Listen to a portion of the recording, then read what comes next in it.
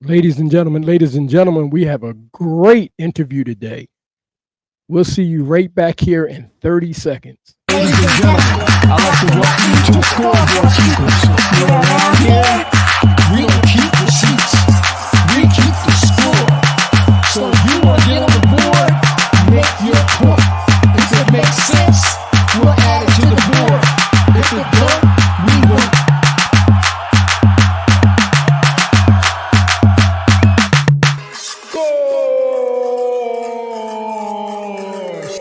Scoreboard keepers. Hello, ladies and gentlemen. Welcome to another episode of the Scoreboard Keepers. I'm your host, the Ref. Today, our guest stopping by today needs no introduction. His lifetime loyalty to the former Oakland, now Las Vegas Raiders franchise has solidified his brand as an iconic figure among historical Raider fan base, as well as other fan bases. He's traveled around the different cities, and he's gained the respect of other city fan bases and other NFL fan bases as reaching the pinnacle of fandom. Without further ado, ladies and gentlemen, I'd like to welcome to the stage yours truly, Raider Mobb Boss. Hey, brother, how you doing, man? I really How you doing appreciate you. today? I Nice to meet appreciate you you, as man. well. I'm God, man, so it's been good to, finally connect this way, man. I know we've been trying to do this for a little bit, man. So I'm glad we could finally get this worked out and I could get a chance to talk to you. And thank you so much for all the kind words. Man, I don't even know what to say to that, but thank you. Thank you. very welcome. You're very welcome. It's well deserving. And I'm so glad that our schedule could Yes. actually mesh together where we finally got time to get this down. We've been trying to do this for a while, and Yes. I've been really looking forward to it. I know who you are. I've seen you around, and it's nice that you'll have a chance to be introduced to the Scoreboard Keepers fan base as well. And I'm so thankful. So you, thankful. you're very welcome. I'm going to get this started right off from the bat. Um, I've seen a lot of fans, right? And I consider myself a fan of the Pittsburgh Steelers, but I've never seen someone like you who's reached the pinnacle of fandom for such a historical franchise. And what I would like to know right off the bat is how did this all start? Oh wow. Um I've been a Raider fan obviously since birth. I'm a second generation Raider fan. My dad was a true diehard Raider fan, and so from a very young age, that's all I really knew when it came to football was the for us originally the Oakland Raiders, then the L.A. Raiders, and then now on the Vegas. But so that's all I've ever really known, and the concept of the Mob Boss came after my father passed away, and Mob Boss is actually a tribute to my dad, which we used to call the Boss. So that's where this all comes from. Wow, that is so amazing. That is so amazing. My condolences to your father. Yeah, yeah, he I was know a that. great dude. He was a great Raider fan, man, and he inspired me to be that, be nothing but loyal to the Raiders, So it's just something that he instilled in me, my sister, you know, my brother, and so we kind of all are the same way. They haven't all gone out, as far far out as I have as creating a persona, but they are true Right. diehard Raider fans. My uncles, my cousins, all of them. So it's a family thing for us for sure. Wow. I recognize it to be a lifestyle because you have really created your own brand. And it's recognized not just in formerly as Oakland or Las Vegas, but around all the NFL cities where they are familiar with who the mob boss is. And that's amazing, being as though that it's a family generational thing. Do you have any family members that follow other teams? Any? Yeah, yeah, definitely, definitely. We got some rivalries that go on. I got, because part of our family's from the Bay Area, so we got some Niner fans out there, and I got a Seattle Seahawks fan over in Washington. That's a cousin. We got Okay. cousins that are down there in Florida, and they run with Miami and Tampa Bay. So I have cousins and things that are all across the board, but the ones that are real close to me, that are from the Bay, most of us are, Uh-huh.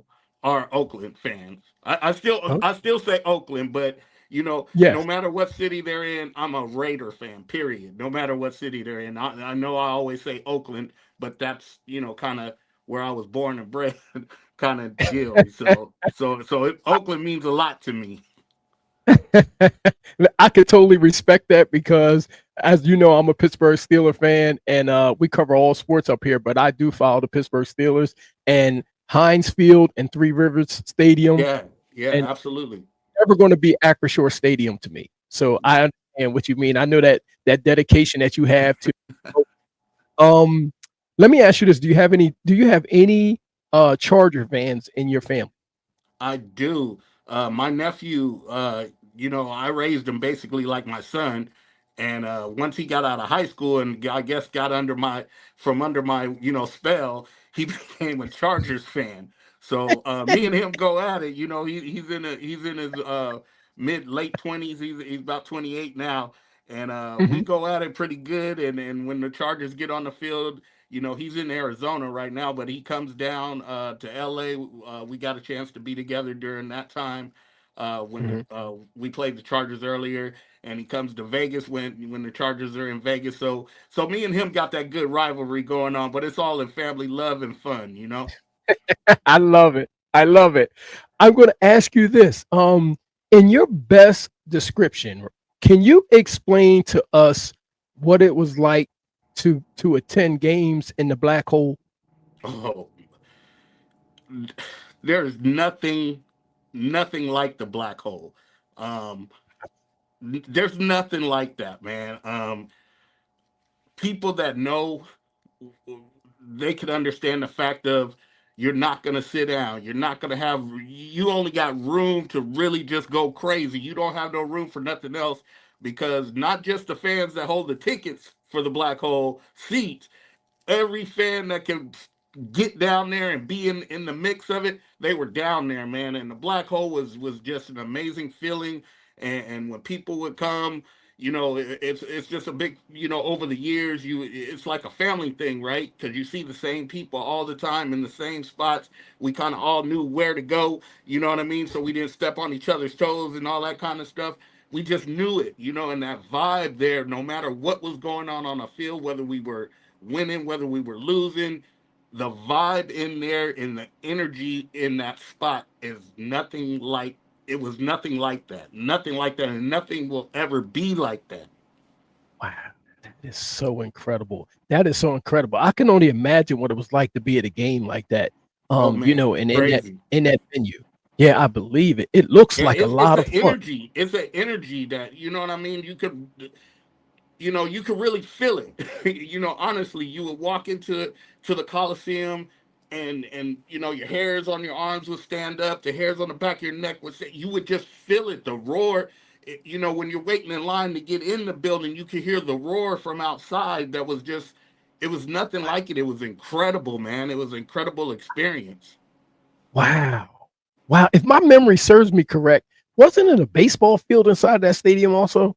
Absolutely, we shared the field with the Oakland A's. So our 50-yard line or so was basically the infield for the Oakland A's, and that kind of for me that kind of gave us some character because you're always when you think of the Raiders, they're rough and tough and rugged, right?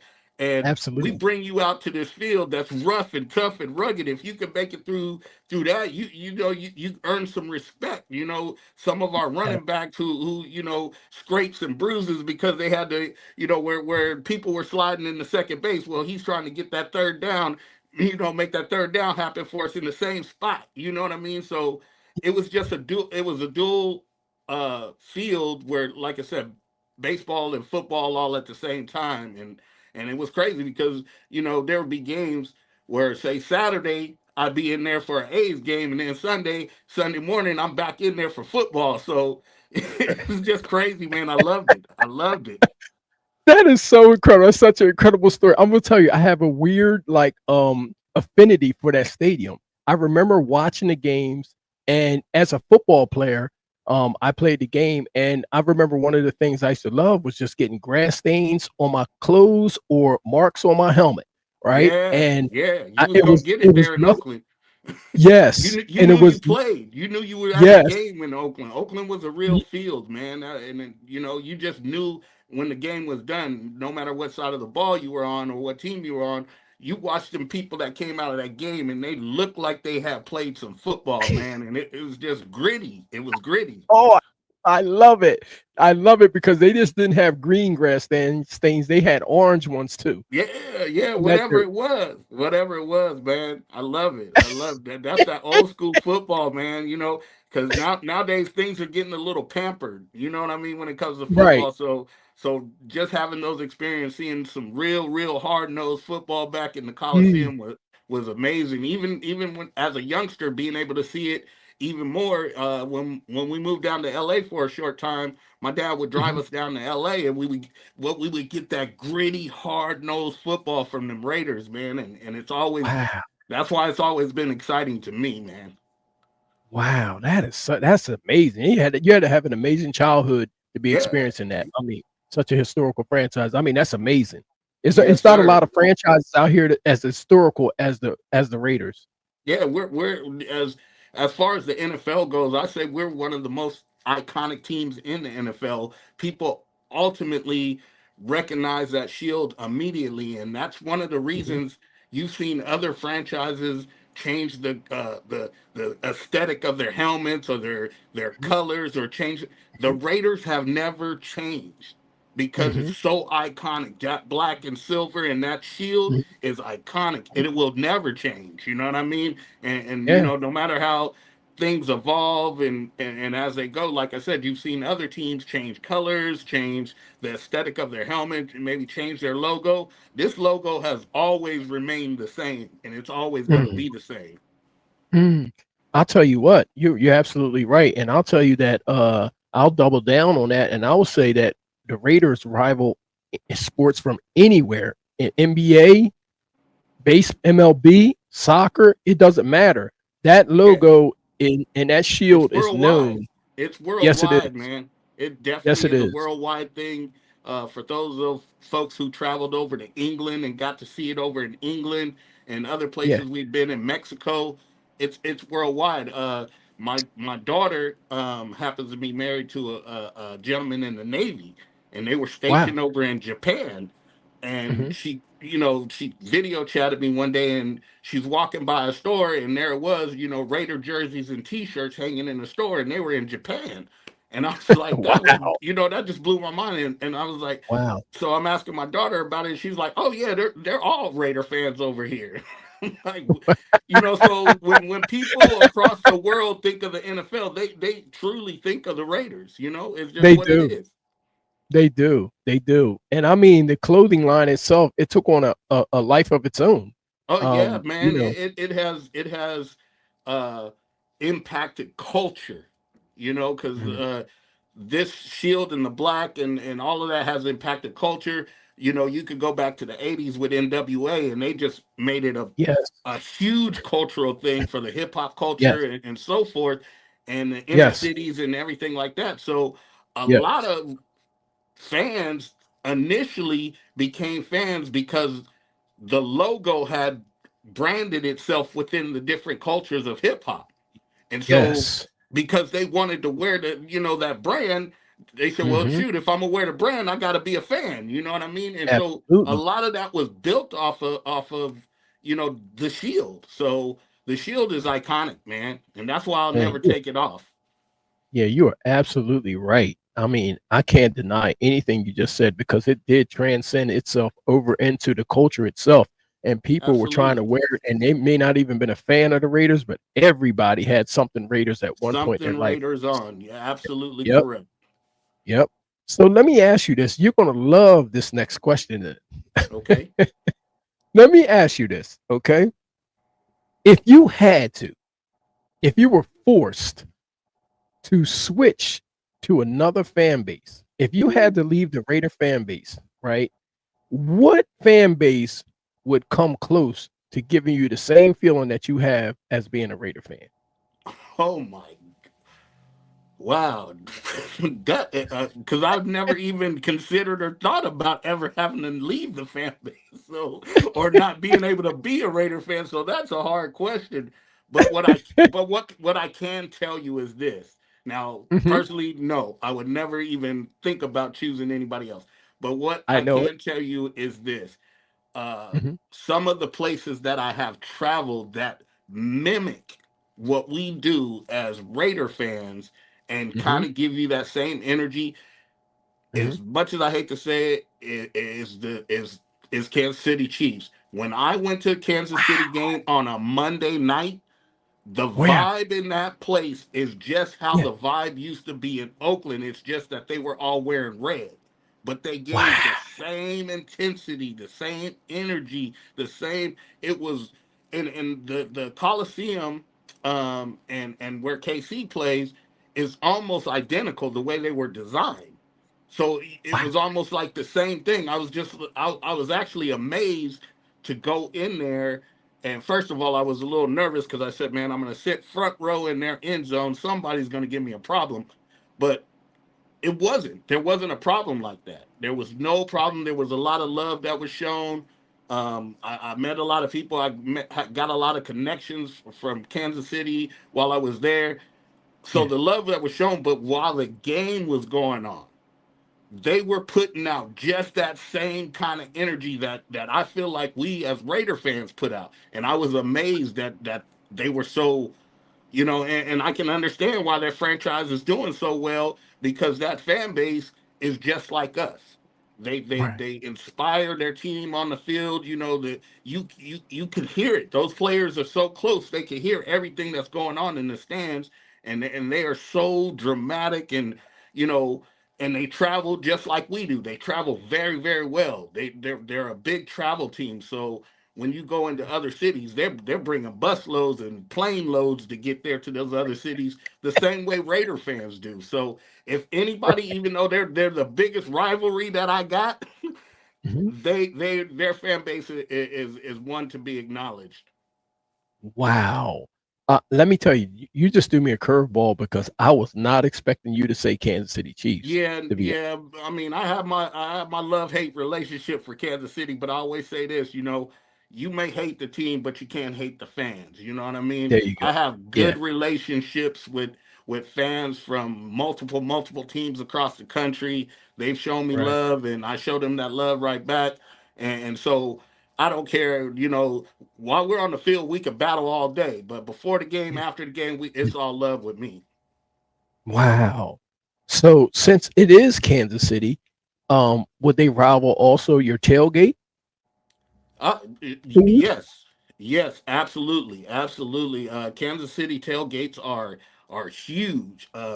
Their stadium sits in the kind of in the middle of nowhere, and so there's a Wow. lot of land around the stadium, and it's like miles miles around the stadium of nothing but tailgating going on, partying going Wow. on. So it's literally the same.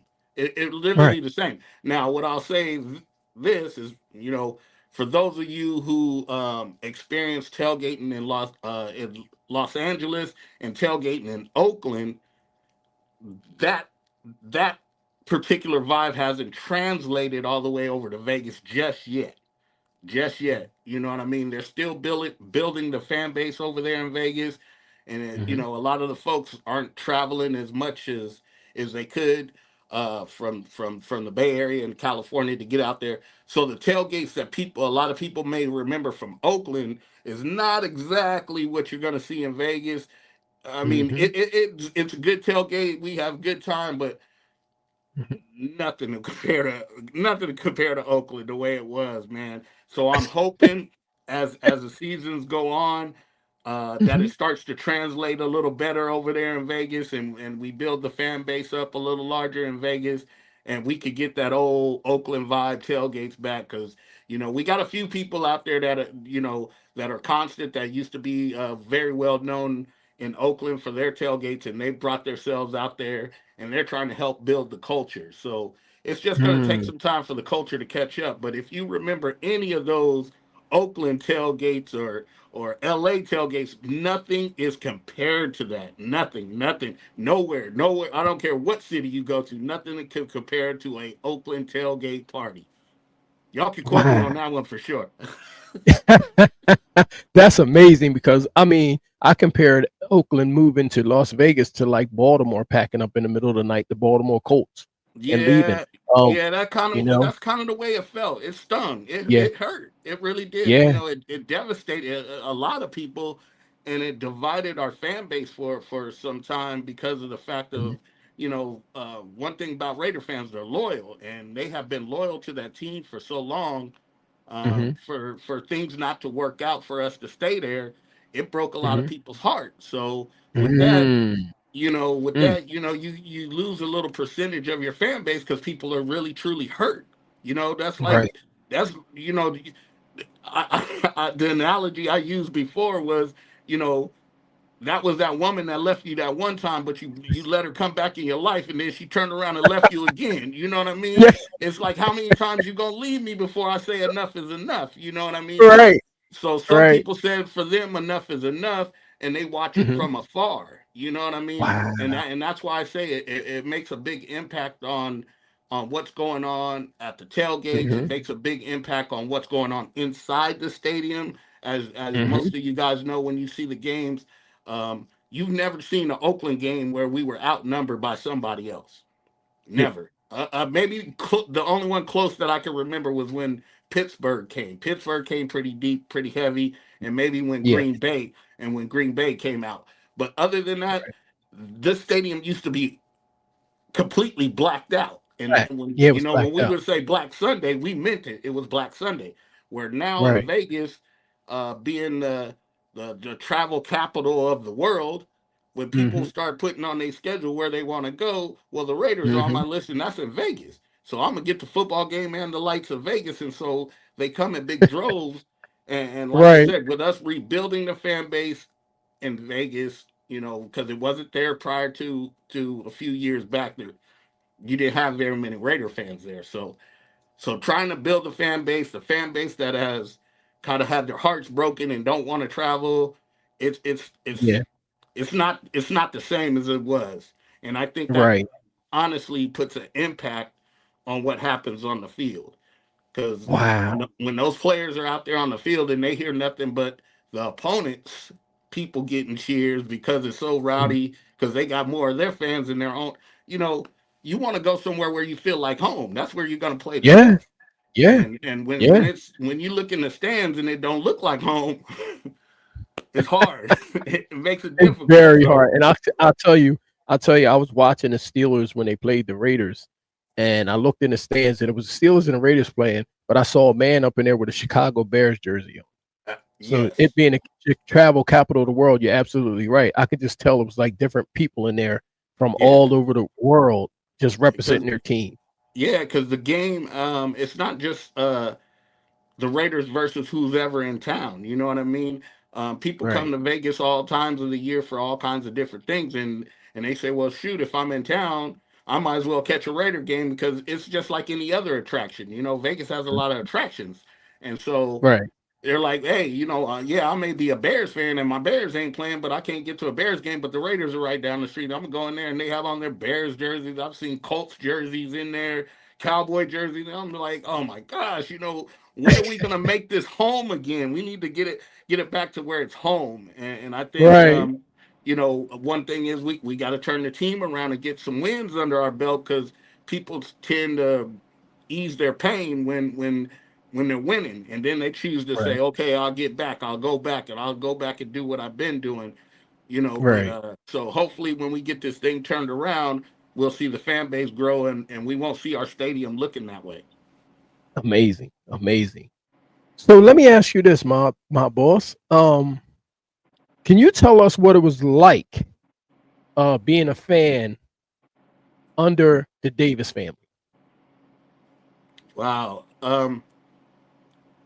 Al Davis is I think, the person that solidifies what it is to be a Raider fan because he believed in the Raiders and his belief in the Raiders, no matter what was going on, translated to us as fans. We mm, felt that. We felt that. mm, You know what I mm, mean? And that's why my boss for me kind of fits, man. Because to me, Al Davis was a boss. You know what I mm, mean? And what mm, he said goes. And he mm, ran that team with an iron fist. And but mhm, his drive and his dedication to putting a product on the field that we would all be proud of, that's the same energy that us as true Raider fans, we try to put out mhm, that same dedication and that same energy that Al had that energy all the way to his grave, man. I can tell you when he was at mm, his sickest, when he was at his sickest time, we would wait mhm, out up Mount Davis, and he would always mm, pull up in this car, and right. they would open the door, and he'd get out and he'd Mhm, get in a wheel. Well, at that time he was getting out in a wheelchair, but prior to that, he would get out of that car, and you would see him walk down Mount Davis into the stadium, and people would go nuts for just that mm, little 15 seconds of getting to see him. People would go nuts. right. You know what I mean? It was like seeing your favorite pop star, or hip hop star, or rock star. If you got to see Al Davis, man, you just really, really it was something special. And so I used to Wow. make that a part of my ritual to try to get up there to be on Mount Davis when he would get out that car, man. I did that for years. And now that he's passed, um Mhm, prior to the season, every year I have done this every single year since Al mhm, Davis has passed. I have visited his gravesite at the Chapel of the Chimes every year prior to the season starting. It's part of my ritual. It's the way I give Al homage. If people have probably seen pictures of me standing in front of his gravesite and so on and so forth, because I do that wow. every single year faithfully. That's incredible. That is Absolutely. incredible. That is incredible. I mean, that is incredible. I mean, the man is a legend. I mean, Yes. Yes. just he did run that team with an iron fist, and you're right. They did take on his persona, and they Yeah. played like it. And I Yeah, they believe that he they played demanded. just like he wanted it to be played, and we I think we're trying to get back to that kind of level and idea on the field. Max Crosby shows it. Every Mhm. time he gets on the field, that man is at 110% on every single play, every single down. He's giving it his all, and Yes, my he is. hats off to Max because he's still doing it at a time when we're at our lowest. You know what I mean? Where some players might say, man, forget it. You know what I mean? I'm tired or whatever. Max is still giving 110, 120% on every play. No matter what the scoreboard looks like, he's still out there doing it. And that personifies exactly what Al Davis preached, what he taught, Mm, and what he wants for this organization, even in death. wow, that is amazing. That is amazing. When you can leave that kind of legacy, you have no other choice but to live up to the billing. You have no other Absolutely. choice. You have Absolutely. no other choice. Well, let me ask you this, my boss. Who would you consider to be the greatest coach in Raiders history, and is it this man, Okay, I have a John Madden? couple on my list, but obviously Okay. the great Art Shell would be my number one off the rip, Mhm, followed by obviously the iconic John Madden, and then my mhm. controversial pick would be Chucky. would be Chucky. Chucky Okay. did a lot for us. He turned us around. He almost got us back on track. I wish all the Uh-huh. things hadn't happened when they happened because I think Chucky was Mhm. right at the cusp of making some things look good out there in Vegas before all the drama happened. But Okay. I still love Chucky. Gruden is just like anybody else. He's human. Mhm. Sometimes we hold people up to standards you know that are too high for the average human. You know what I mean? You can't Mhm. be perfect Yeah. all the time. You can't always say exactly the perfect thing all the time. And so because there's things I probably say with my friends that I probably, maybe in public shouldn't say. And I think that's how it kind of got caught up with him. He was having a discussion with his boys. Now that gets Mhm. leaked out, and he's the worst person in the world. But I've met Mr. Gruden a Mhm. couple of times, and personally, from what I got from the vibe I got from him, he was a great coach. He was a great man. He was a good friend. He was a people person. He was Mm, real friendly with the fans. A lot of us got personal connections with him because we met him so many times. He was out involved with the community and the fans. So I that's haven't, that's why I say he might be my controversial pick, but Gruden's got to be in the top three with Madden and Shell. amazing. Amazing. Let me ask you, what time and what do you remember the year when you had your most memorable year as being a Raider fan? Which what year has been the funnest, even if it's a multiple years? What was what was your favorite time being a Raiders fan from your youth all the way to now? Do you remember like a time where you felt as though you were in your glory days, in your zone? Yeah, man. From the very beginning, I think the first true memory to just say, man, I definitely want to be a Raider fan. I was probably, I know I have to be about 11 or 12 at this time, and my dad drove us down to L.A. for a game in the Coliseum down in L.A. Hmm. And we were sitting next to. At the time, I didn't know they were friends. He says, "Hey, Yeah, we're gonna go down here with my buddy," and so okay, yeah. yeah, I follow my dad down, and there's this guy there, and he had on these uh, black jeans and a pair of work boots, and he had this black jersey on, and he had paint on his face, and he had a do rag on his head. And this Wow. dude was, he's all cock dieseled, all buff, and Yeah, really intimidating, right? Really yeah. intimidating. Uh huh. And he sat right next to the tunnel, right? And so Mm. as these players were coming out, he was just giving them this just Raider. He was just going at them. You could see the fear on players' faces as they were coming out on the field, like, what in the hell did we just walk into? This dude Wow. just was so intimidating to as a fan. He was intimidating players coming onto the field, and I fell in love with this dude. And then my dad reaches over and he introduces me to the man, and his name is Wayne Mayberry, and most of you guys know, and the world knows him as Violator. So this was at the beginning stages of what Violator looked like. Now Yeah. he has the big shoulder pads with the Shoulder spikes pad.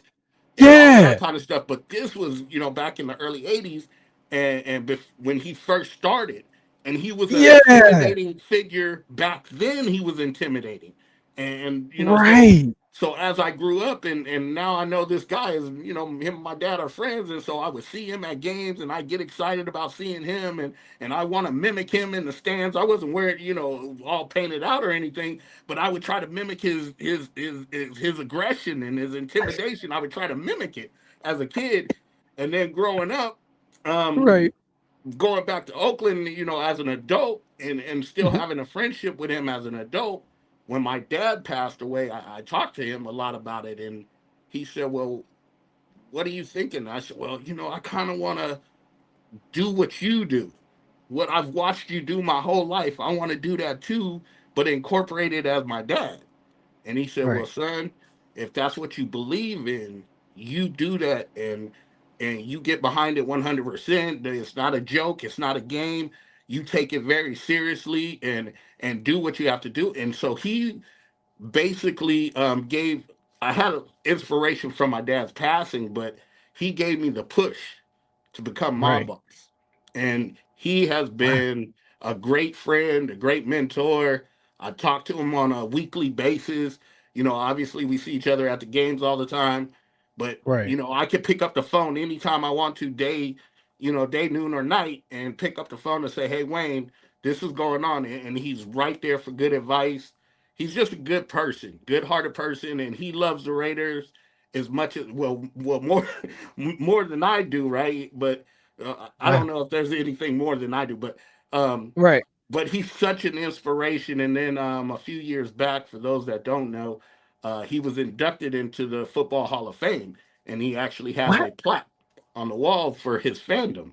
And so you Wow. can't be more inspired than somebody like that, and so I always hats off to Wayne, always hats off to Gorilla Rilla, because these are people who kind of open the door for us to be able to be these personas and rep the Raiders the way we do.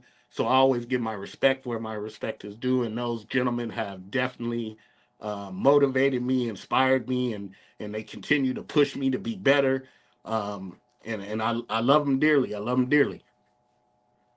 Let me tell you, my boss, that is incredible. And I Yeah, used to confuse that guy, and I'm telling you, I know these guys stole his whole entire like swagger was the yeah, Road Warriors in wrestling.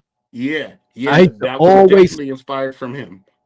without a doubt, I used to see them guys, and I used to think of that man that you're talking about right now. Yes, But I yes. did not know that he was inducted into the Football Hall of Fame, and that's big. Absolutely. And matter of fact, I believe, uh, if I'm correct, there is only six, 6 or 7 total fans from across, the NFL that are actually enshrined in the NFL Hall of Fame, and he's one of them. Incredible, man. Incredible. Absolutely. I mean, that's the pinnacle right there. That is the pinnacle. That is Um, definitely the pinnacle. You can't get no. He's immortalized forever. yes. No matter whatever, how many more years he has in him to keep doing this, and that's something that inspires me even more. That I've watched him since I was a kid, and here I am in my 50s, and he's Mhm. still doing it. I mean, he's still Mm. there every game in the front row, screaming, going crazy, and even as he gets older, he seems to get more intimidating getting older. So, Oh, so um, for somebody like him to have dedicated that much of his time, effort, and his life to the Raiders inspires mhm. me to continue to do it. And every time I get to go to the Hall of Fame, that's one of the first places I visit is go visit his plaque. Wow. That is incredible. Let me tell you something. That is incredible. Yeah, That yeah, really is because I'm gonna tell you, I did not know that he was in the Hall of Fame, but just yeah. So finding next that time out you now. visit the Hall of Fame, go look for it. Yeah, well, I can understand why. I can really understand why he's inducted into the Hall of Fame because, like I said, his style crossed over into the WWE Yeah, in the it wrestling. definitely It did. crossed over into the It wrestling. definitely did. And even in the early days, some of the earlier commercials for the NFL, he was always featured in those commercials. He still is, even now to this day. But back in the early days, before you seen as many persona type fans out there as you do now. He was one of those ones you were always going to see when they did some kind of broadcast for the NFL. His face was always going to pop up, and he's been iconic then, all the way to now. So he deserves everything he gets, man. And having that plaque in the Hall of Fame is one hell of a feat, man. That just says something. Absolutely, that's forever there. That's That's incredible. forever. That's Let- forever. Yep. Let me ask you this, my boss. Who is your favorite Raider player of all time? Oh man, whoosh. Um, I man. Okay, Howie Long. Howie Long Okay. is Oh, is my guy. That okay. is my guy, right? Hmm. He just personifies what it is to be a Raider, and then obviously, man, I would be remiss if I didn't mention Charles Woodson. Um, Wow. you know, but then people that I didn't really get to know. Maybe I seen them on the field, but I got to know them, after their careers, like Lester Hayes. Lester Hayes was one of my best friends. I talked to Wow. him on constant. He is one Wow. of the coolest people ever, and so even Mhm. games that I didn't remember as a kid, now I would go back and research the games and pull them up and watch him play and to stick them and all of this kind of stuff because I like talking to him about this stuff. You know what I mean? When we Right. sit down and when we have conversations, I Mhm. love talking to him and telling him, and he remembers so much, man. He's got stories forever. Some of the coolest stories you ever. So on the field, I have many, many, many on the field players that I would always, oh well, that's my favorite Raider, or this is my favorite. I mean, I got a lot of favorite Raiders, but off the field, it's just the same, man. I've been fortunate enough to meet a lot of the former players and get to know them on a personal level, and so some of them guys have become some of my coolest friends to be around or talk to, from time to time. So it's that once a Raider, always a Raider, man. A lot of these Right. guys don't forget, and they come back and they show us love, and it's a wonderful thing, man. It's a wonderful thing. So I got a lot of favorite. I'll just say I love the Raiders. How about that? Okay, that's incredible. I'll accept that. I'll accept that answer. Let me ask you this. Um, okay. So I understand that you have your fate. You like all the Raiders in general, but I'm going to tell you who I actually was watching, and I was always a fan of this player. He happened to play for the Raiders, and I was always just a fan of him before he even got to the Raiders. And but I always thought that he was just, I thought he was not unappreciated nationally, not by the Raiders, but I just thought that he was unappreciated nationally as to who he was and what he was capable of doing and how long he did it for, the longevity that he showed inside of the game and the toughness. And I want you to tell me, is this the greatest receiver of all time in the Raiders history? Timmy Brown. Timmy Brown.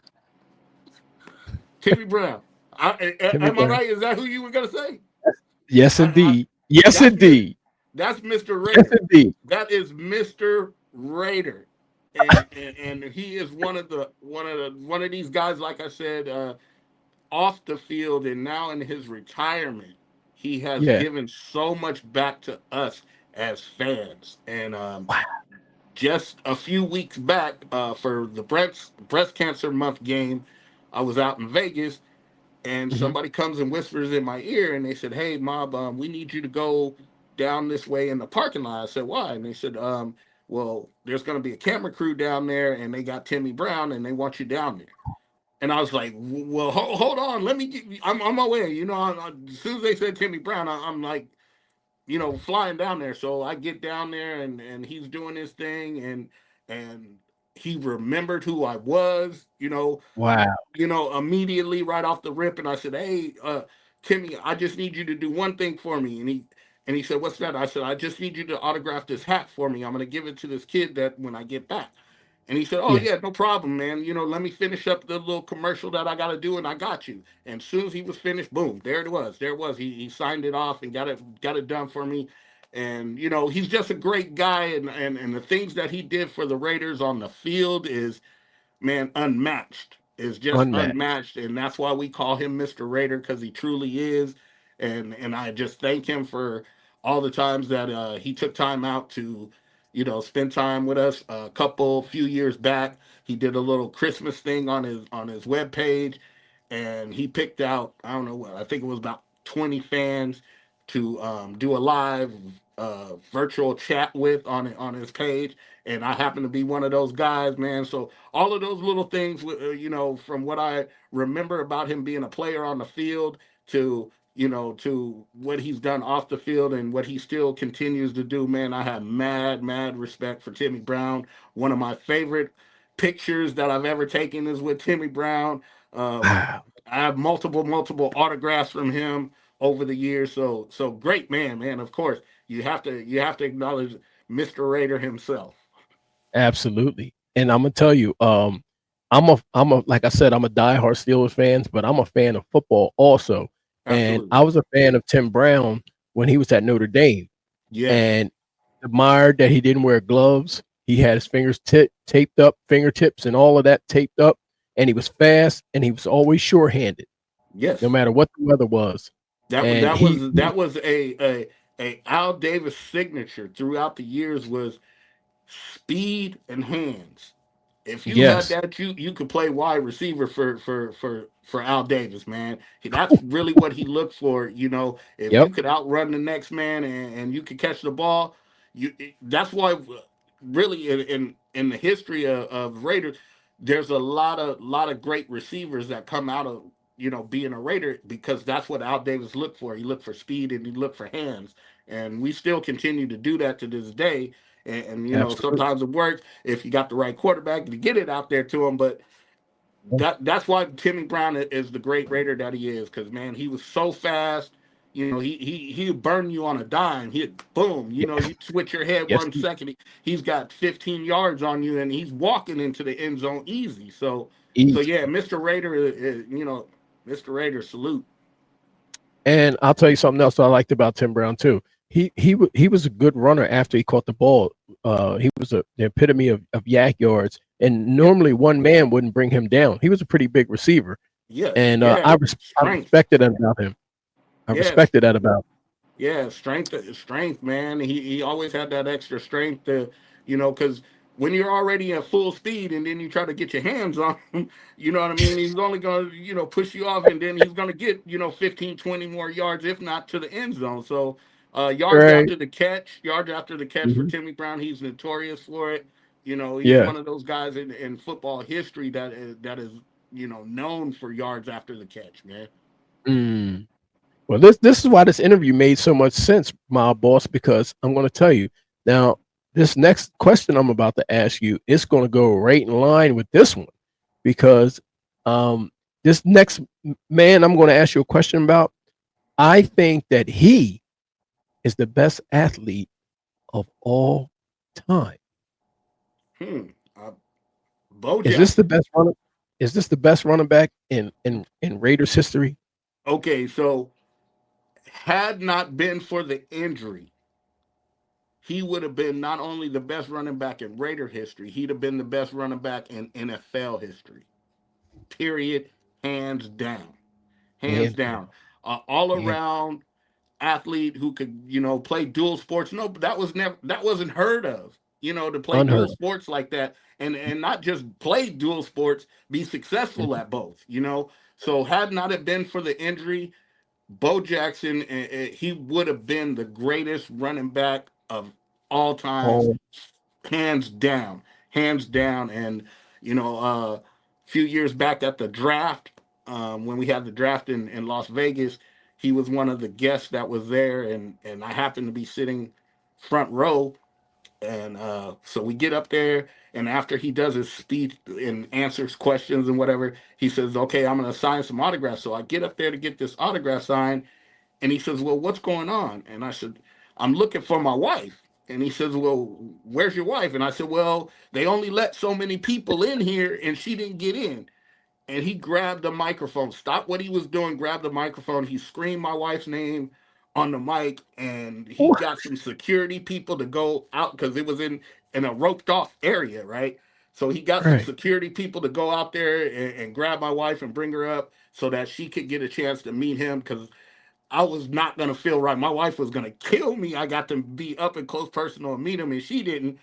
So, and he made it happen. Bo Jackson made that happen at the Las Vegas draft. We both got to meet him, take some photos with him, get a little autograph from him, and hug him. It was crazy. It was crazy. So that, like I said, I've had so many memories throughout the journey of being a Raider fan, but those are one of my, got to be in the top five of all time memories, is meeting Bo Jackson and him calling my wife and making sure that she got to meet him too. I'll tell you, man, that's a great story. And I'll Yeah. tell you something. I've seen a lot of football, and I'm talking about from that day until now. I have never seen an athlete like this man to this day. No, you I won't. see a lot of people. I see a lot of people trying to mimic this man, but I've never seen anybody like that, his size, with that speed and that type of That authority speed, every that time he kind of touched the ball. strength, that kind of Yep. the strength, just strength alone, Yep. but now I will say, man, Marshawn Lynch. When I think of Bo Jackson, Marshawn Lynch was kind of, chopping right along the bit right behind him, man, because Marshawn Lynch was the same way. He was very powerful, but he moved, with swag. I mean, his moves were, and he was fast. So Marshawn Lynch kind of reminded me of him a little bit. Josh Jacobs reminded me of him a little bit, but nobody will ever be like Bo Jackson. I'll tell you this, Mob. I seen Marshawn Lynch, and I understand beast mode, but I'm gonna tell you something that what I saw this man doing within them Mm. holes Oh yeah, and how he was. I'm talking about he was running away from defensive backs and running them over, him running both him over. He's and a running them over. he was a Mack And truck. He was a Mack truck, straight up, straight up. I, And a lot of times, if you remember, and I know you remember because you're a fan of his, mhm. you would see defensive backs move out of his way and try to tackle him from the side because they knew if they went heads up with him, he was going to lay him out and run him right over. So they would move to the Yes. side and try to tackle him sideways. You remember that? That Yeah. was out of straight fear of his power because they knew what was going to happen. I'm not going to hit this dude straight up and knock him down. So I got to try to, get to the side and tackle him sideways, get his ankles or something. And Mhm. that kind of strength and power combined with the speed on top of it, man, that's a scary sight coming running at you. Unmatched. And let me Unmatched. tell you, he changed Brian Bosworth's life. Brian Bosworth was the linebacker out of Oklahoma, All the and he was just Oklahoma, yeah, with the big old yes, crew cut, yes, and yes, he blew Mohawk his face up. Yes, sir. changed his entire life. He was never Yes. right after that. Nope. He was never Nope. right after that. Well, when you This get man hit by came out of something like that, man, that's literally like getting hit by a Mack truck at full Mack speed. truck, You know what I mean? but It is what it is. here he was, the Mohawk guy coming out revolutionizing the linebacker position. He was used to like pulverizing running backs, and I remember Bo Jackson looking for him Yeah. and ran him over. That's how And that after that, because he that's how Bo Jackson earned his respect. He never backed down from a linebacker. I'm not gonna try to go around you. I'll go over you. I'll go through you. If he was, a lot of these backs, they see a linebacker and they want to, juke or whatever to try to get around. mhm, Bo is just gonna is gonna take you out. He was never fearful. He made right, linebackers fearful of him. And it ain't supposed to be that way, but that's the way it was. you're absolutely right.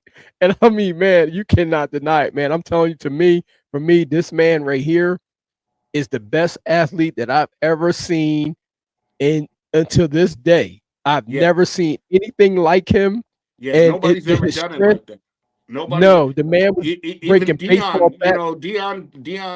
Sanders. He had his time where he played dual sports, but he Mhm. didn't make an impact on both sports the way that Bo Jackson did. And Bo Right. Jackson actually could have played basketball as well. Mhm.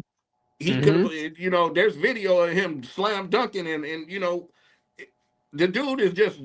Some people are just gifted to be all around athletes, and he Mhm. was one of those guys that was blessed with talent to be an all around athlete, and no matter what sport he was gonna do, he was gonna be successful and be great at. And so yeah, all around athlete, probably hands down, hands No, down. no, no doubt. And for those of you out there that don't know much about football, I'll just give you a little stat that this man ran a 4.240 Yes, at over 200 pounds. So yes, just to give you an idea of what was coming at you with coming bad at you. intentions, what's coming at you with bad Very bad intentions. intentions. Very bad intentions. Absolutely. Oh man. Mob boss, let me ask you. And you kind of answered this earlier, but you told me about the fan base. I want to know in all your travels, what's your favorite city to go to? Of all the cities that you go to, what's your favorite city Um, that, I would have that to you just enjoy say the city? uh, probably New Orleans. That's where I mean I've had the most fun.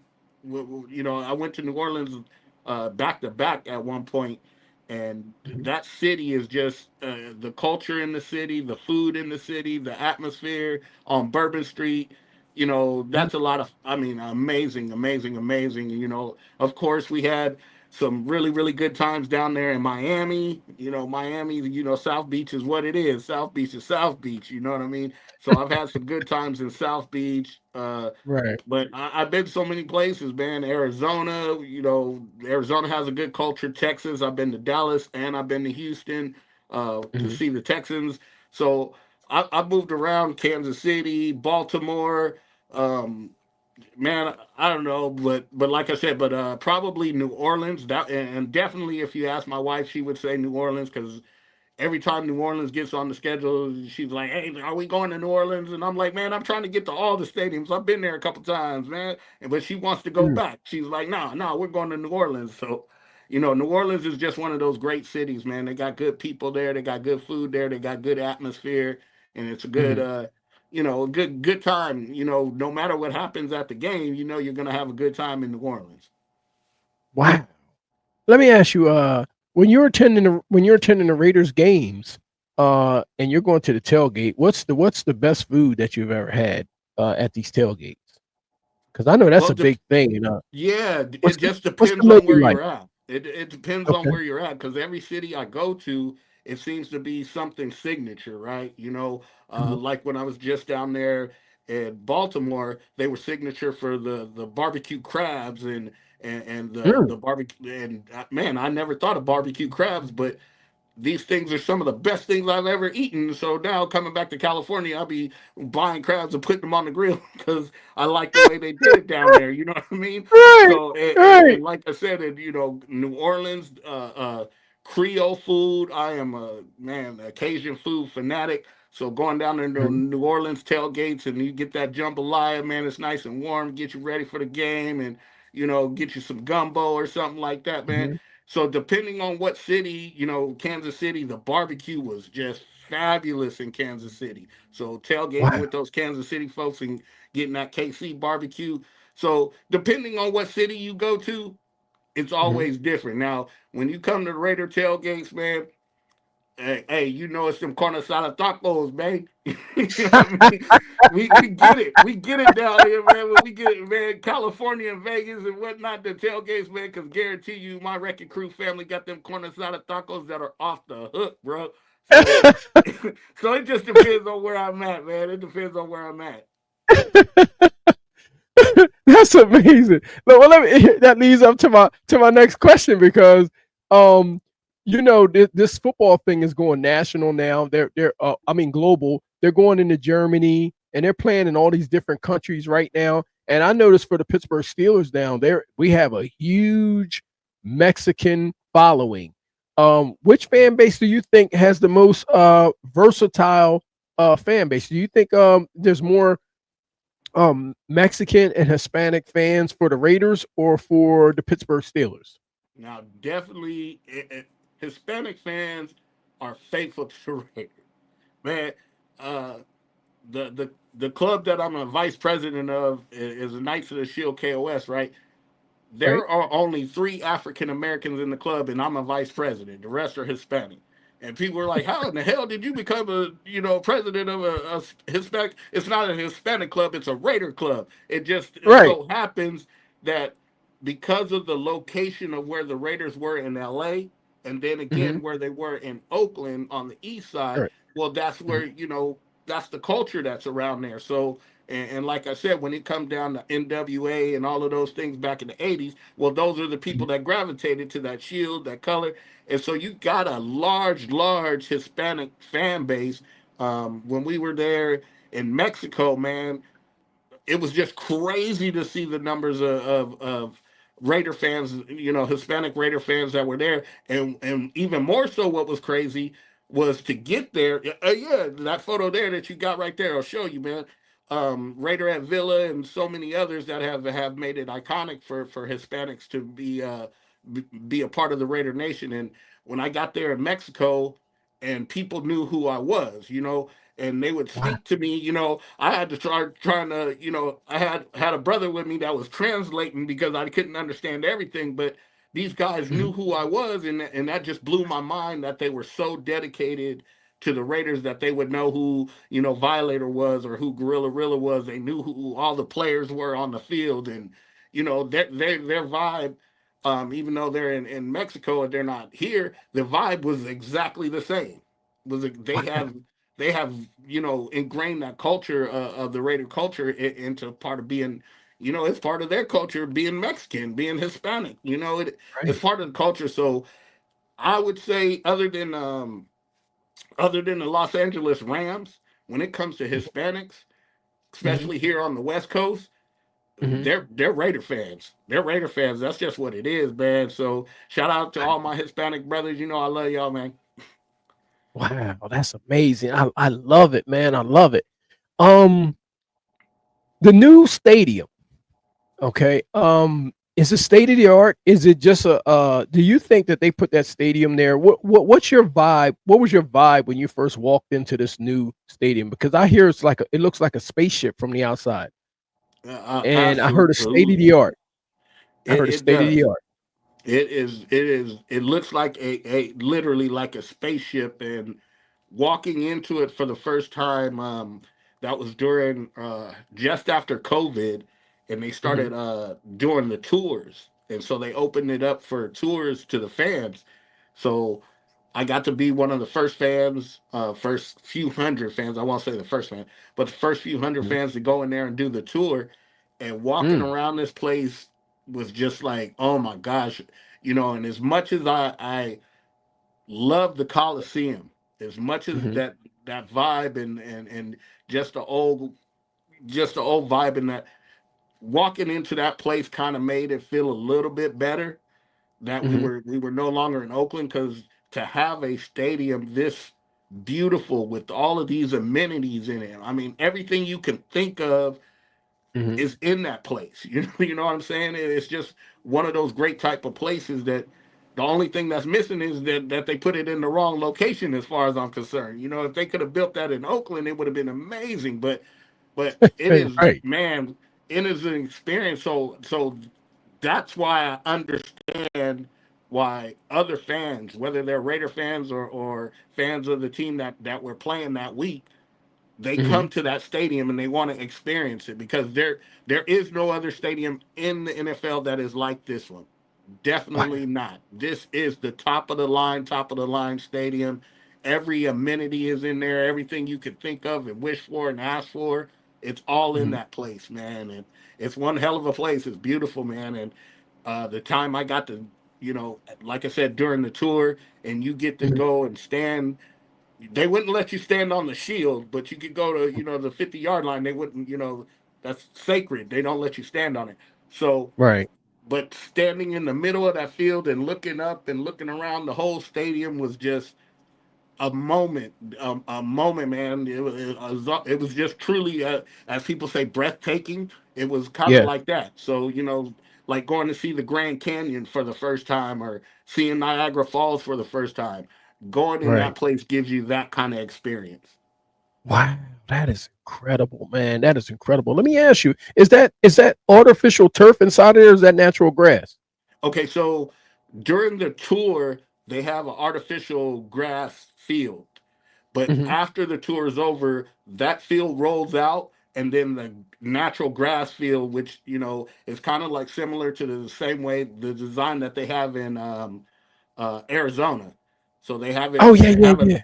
Yeah, they have that natural grass field on a. It's on a Hmm. plate, and that plate slides in and out. So they put it outside to be watered and get sunlight, and then on game day they roll it back in for the game. So um, on game day it's natural grass, but if you go in for the tour, you're gonna get the artificial turf. Wow. Wow. So I mean, they're really doing it big. That's big there. That's, Oh I yeah, that's mean, huge. That's huge. yeah. And if you ever get a chance, I tell people go to the bar on the second level, where the torch is on the torch side, Hmm. and right Hmm. there at that bar, there's a huge bar that goes around the base of the torch, and you look out, and there's a window that opens, and the whole side Right. of the stadium opens, and it looks out onto Las Vegas Strip. It's one of the most amazing views ever, especially at nighttime. Wow. So they spared no expense on this building, huh? Oh, definitely not. Definitely not. You get your Wi-Fi in there anywhere you want to go. Uh, you need to charge your phone. You just lay it, on the counter right there, and it charges your phone up. You got cup What? holders that cup holders that keep your beer cold. It's all kind of crazy stuff going on in that place. Wow. That's incredible. That's absolutely incredible, man. That's absolutely incredible. Let me ask you, what was one of your what's been your strangest request from a fan thus far? I mean, within Oh, reason. Within reason. well, there's been some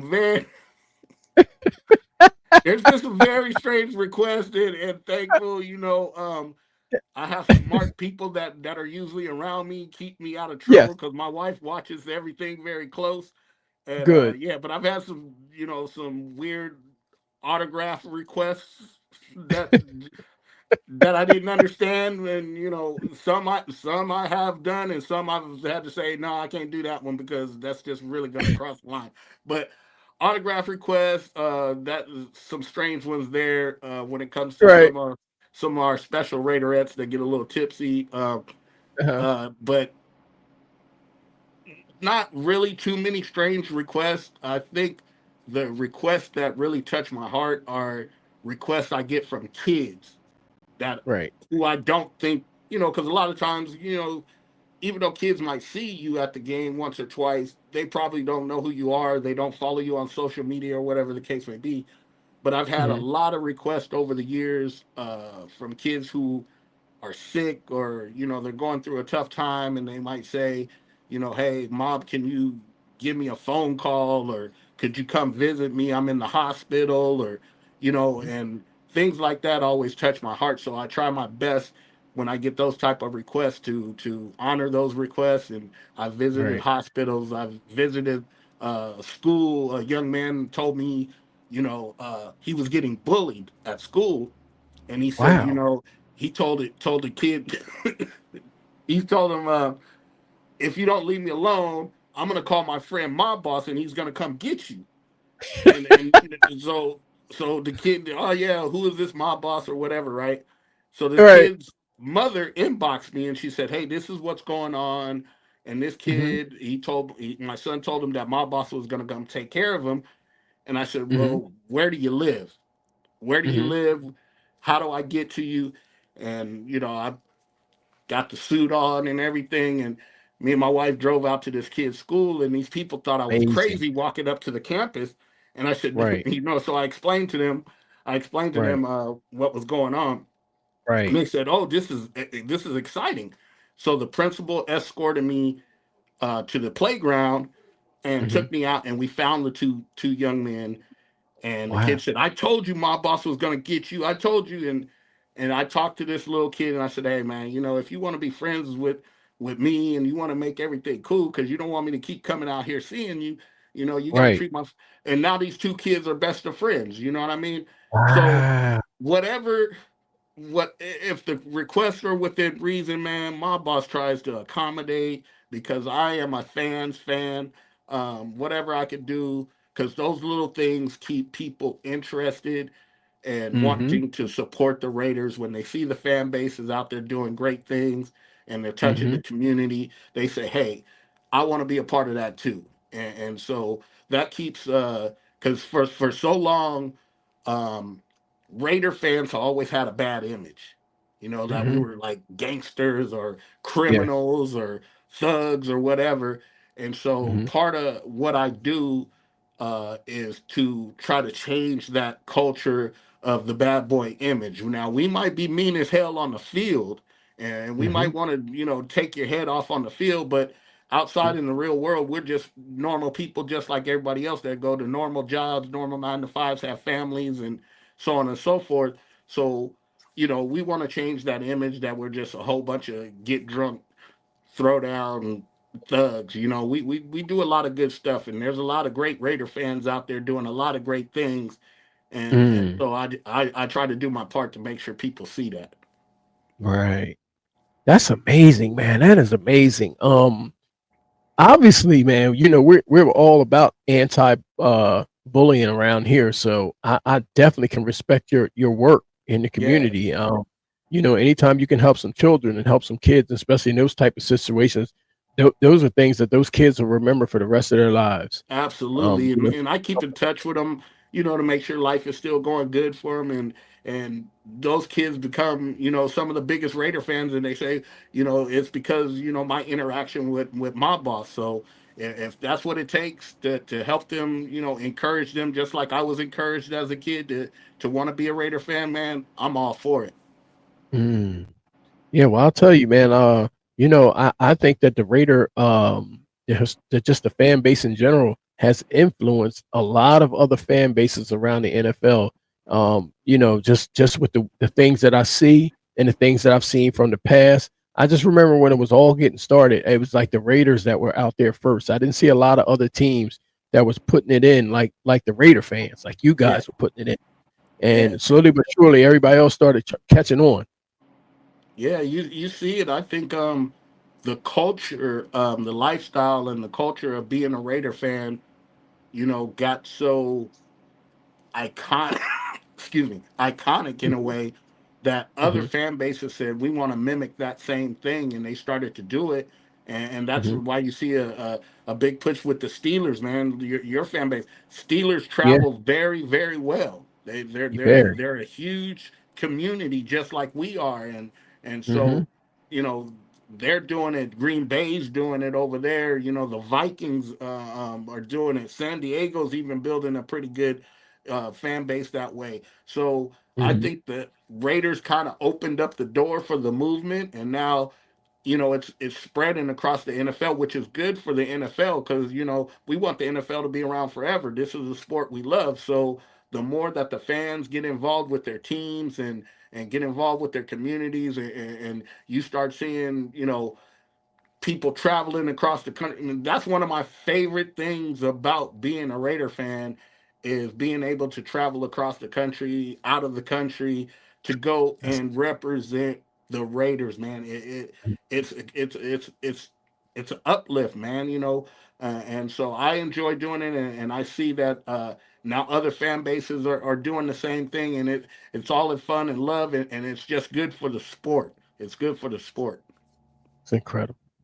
Well, we're winding down now. So, my boss. So these last few questions I wanted to save for last, Sure. because I think that this was very important, to the sport. And as I said, you got a Hall of Fame coach in John Madden, and I know a lot of people don't even realize, some of the things that have went on with the Raiders, especially if they're not a Raider fan or they may be new to football. But Al Davis and uh, John Madden had basically handed, things down to not just anybody, but they handed it down to a man named Art Shell. Hmm. Um, and a lot of people didn't know he was a player before he was a coach, and he played under John Madden.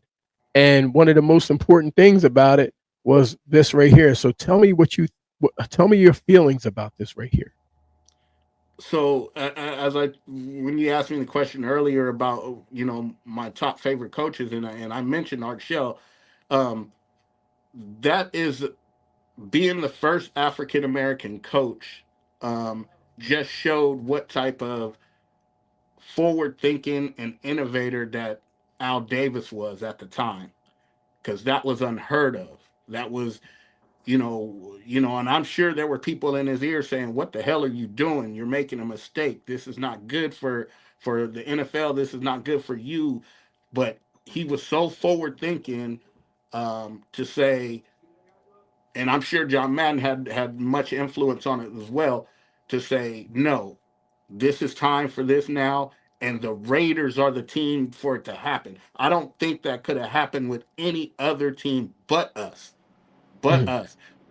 mm, So Al Davis being the person that he was, he opened the door for a lot of African Americans into the NFL, period, where there mhm, weren't any other avenues to get to the NFL. He was the mm. one that said, "Nah, I don't care, what color you are.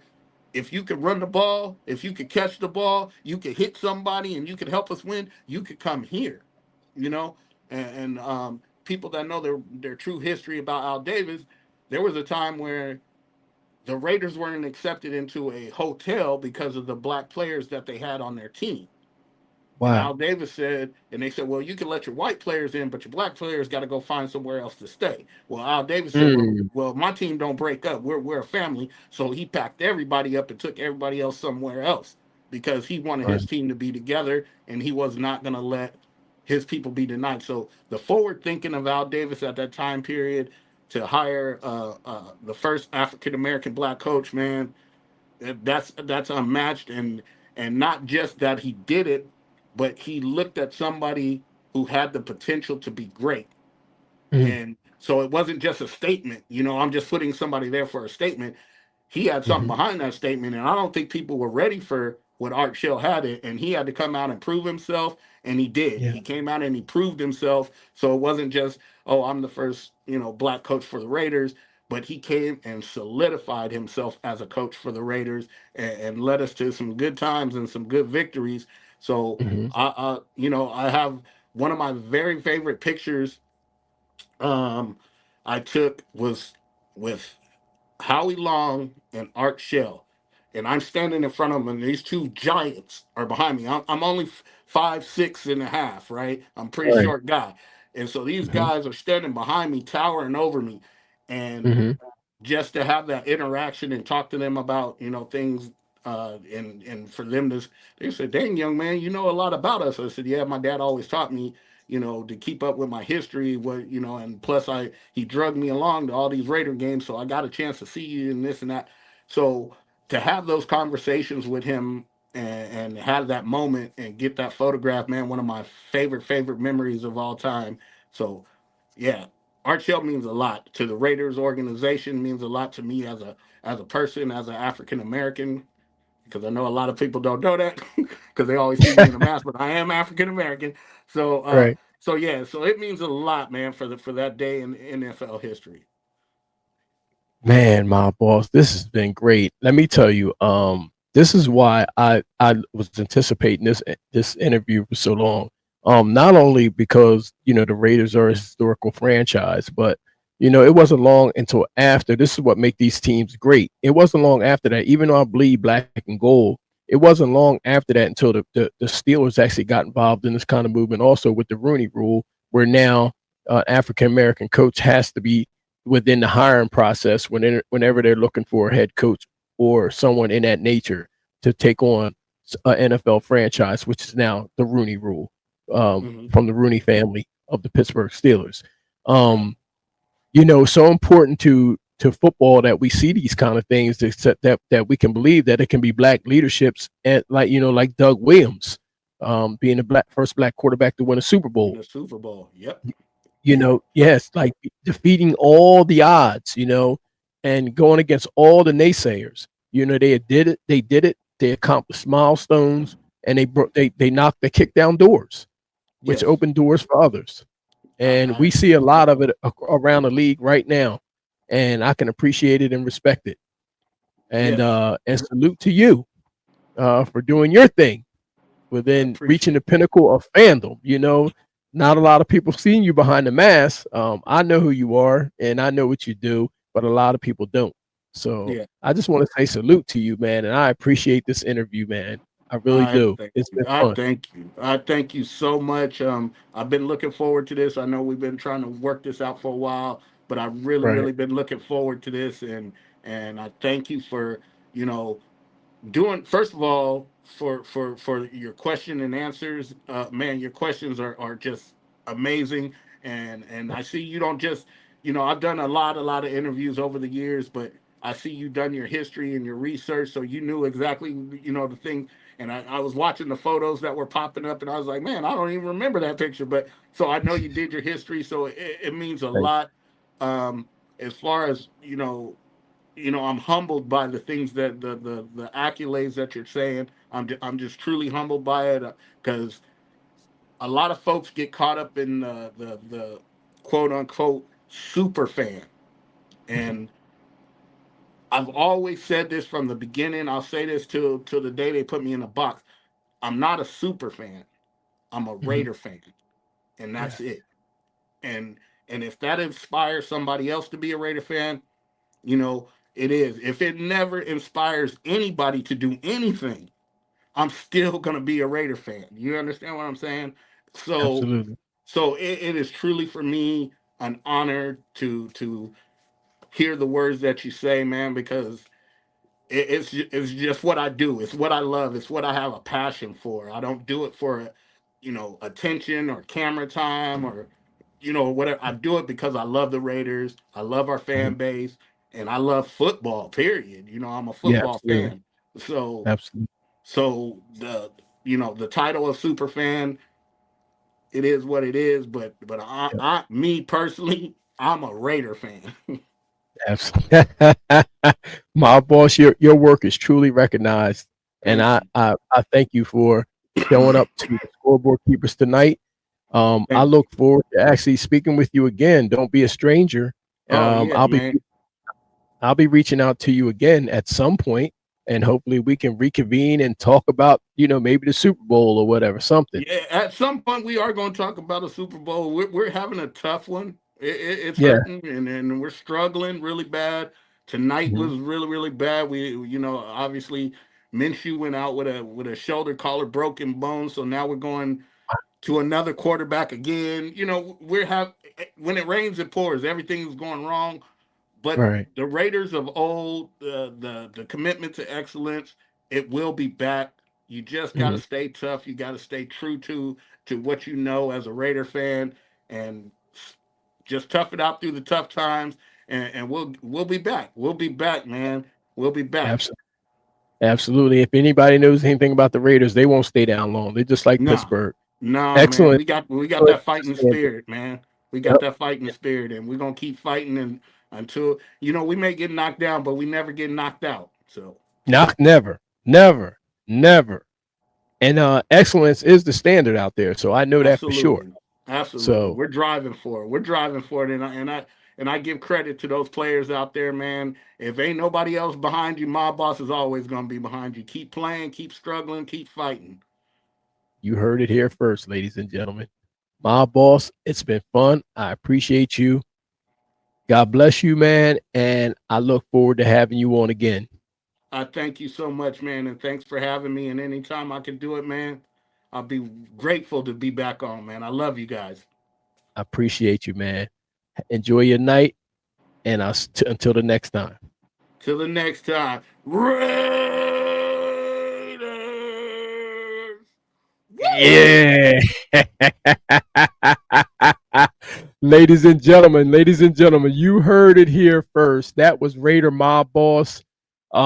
We appreciate him stopping by and showing the scoreboard keepers some love tonight.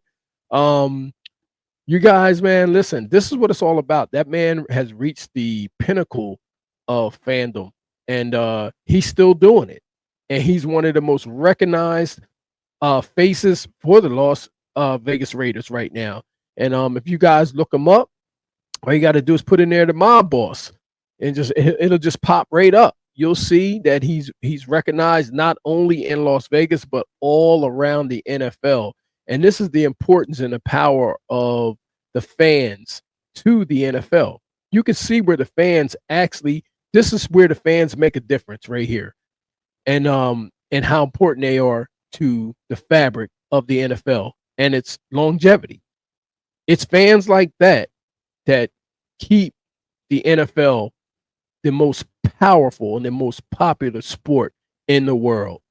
And that's recognized every time they play a Super Bowl. It's the most watched sport in history of any sport.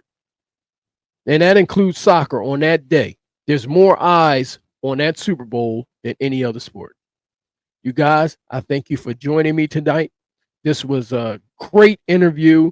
Like, share, and subscribe to the channel. And I'll see you next time on the Scoreboard Keepers. God bless and have a good night.